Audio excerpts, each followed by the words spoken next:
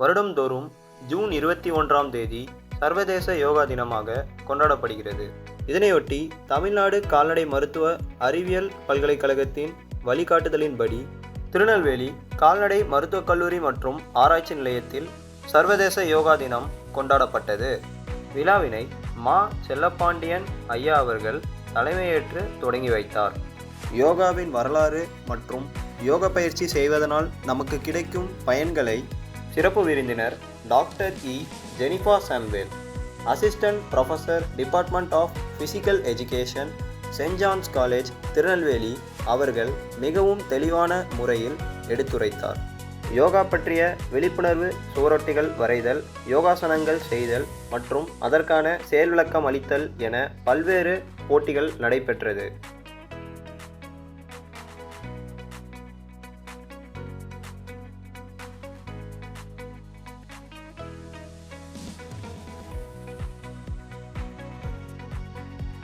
மேலும் ரங்கோலி மற்றும் யோகா பற்றிய விழிப்புணர்வு சொற்பொழிவுகளும் நடைபெற்றது.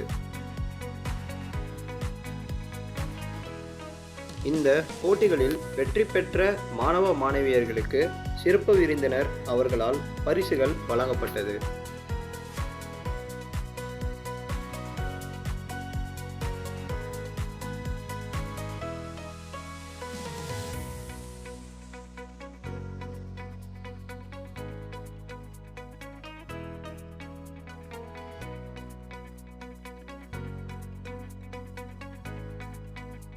மேலும் 500க்கும் மேற்பட்ட மாணவ மாணவியர்கள் அதிகாலை பொழுதில் கூட்டு யோகா பயிற்சி செய்தனர்.